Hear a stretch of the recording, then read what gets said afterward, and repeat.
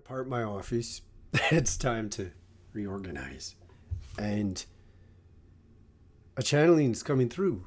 And this is how it's going to be. And in the afternoon, I try not to do it. The sun ruins being able to see me. The mess is part of it. I'm already tranced and I am nervous.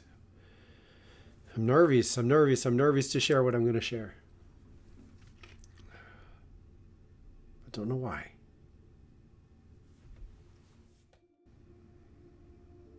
First and only, where you put your attention is what you create. You are bound. Your attention itself is stuck when you first begin to awaken to your true potential. And it is trapped where it needs to be. You can assume with a deep trust that you need to be where you are until you need to say no. And so you need to be where you are all the way up until you say no. And when you learn to say no to what is really no longer you, you get to leave it. Beneath all of this is Gaia's presence. Now, be with this. There was a time when you were not here. When you were not here, her presence was distinctly other than you are. And you sang songs with her from afar. You danced to her songs and offered songs yourself and then felt her replies. And over and under and around this experience, you gravitated more closely to her, first in spiritual proximity, which is only gradually mirrored by a more material presence. And as this continued, you gradually accepted being entirely more present here. So present that you forget all else. And that was a truly distinct choice. Understand, you are not with her, and then you are. And yet where you are present with her is only a very small range of her. I do encourage you to remain with her feminine presence. It is much closer to the truth than anything else you can conceive.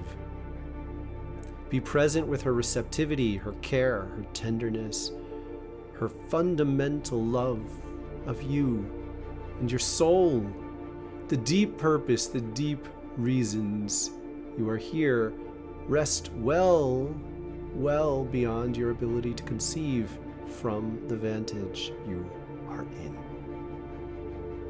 Thus, I invite you.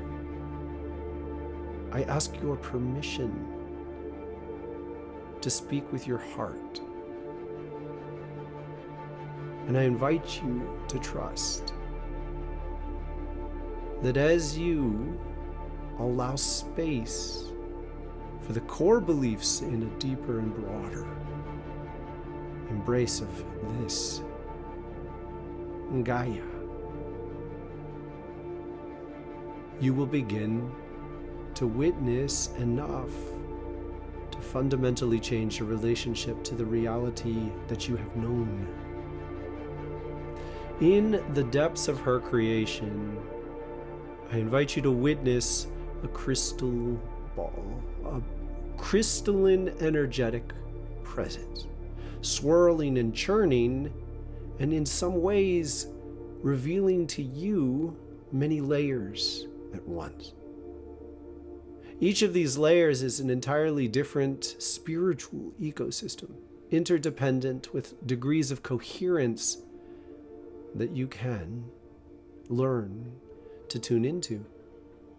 And each of these coherent ecosystems are homes to a vast range of beings here on and within what you know of as the earth. As you allow your awareness to embrace this, you can begin to recognize that you are witnessing reality from within one narrow range, one simple layer of her. This is in part about elemental relationships. Therefore, you can conceive of many different ranges between the elements and witness presence there. It is also about frequency, akin to radio stations that you tune into. And as you tune into one, you leave another.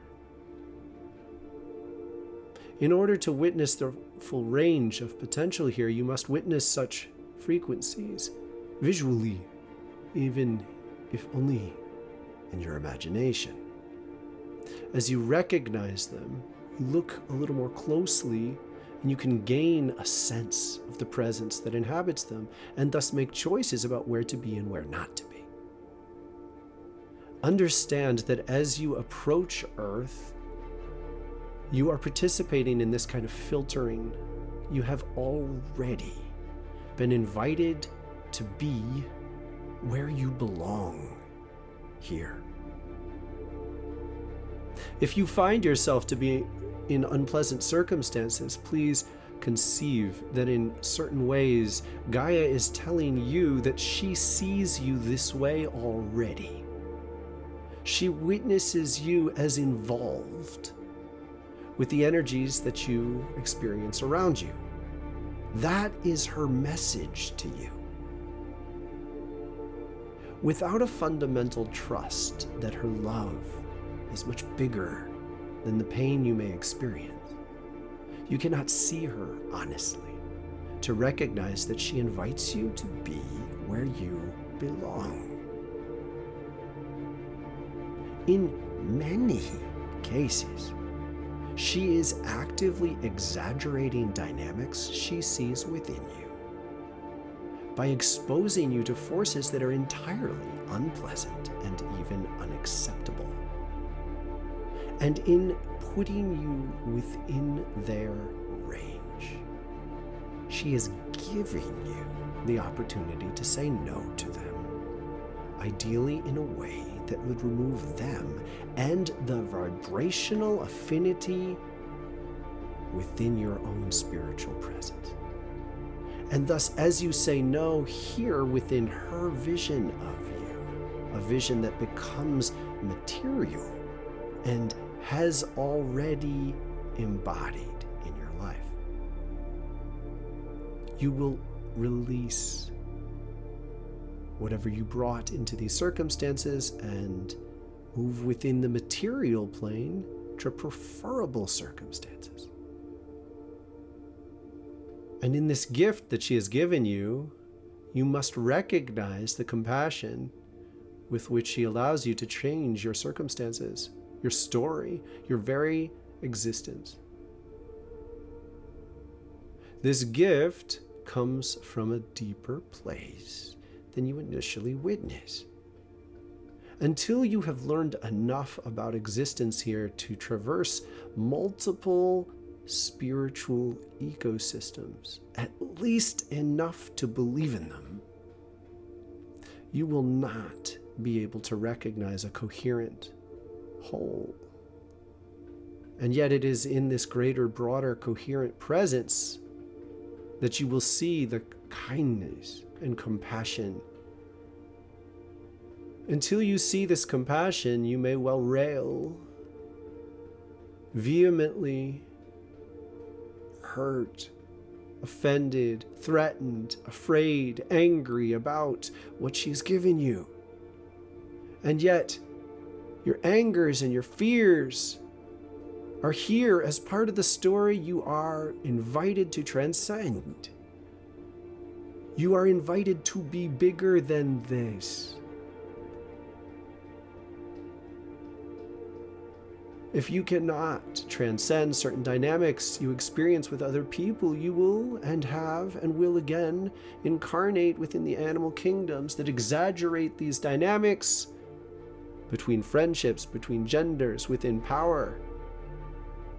And by putting you into these exaggerated circumstances, Yet within the limitations of a creature, you are offered the perspective to realize that your seemingly dominating passions must heal, must be brought into context and reintroduced to love, so that you can remember a space in which you love more than you fear, more than you hold a form of power designed to dominate your fears. And only then can you recognize that learning to witness through these eyes of love is far more powerful. You may brush away terror with a breath, placed in the right rhythm and experienced with the right frequency.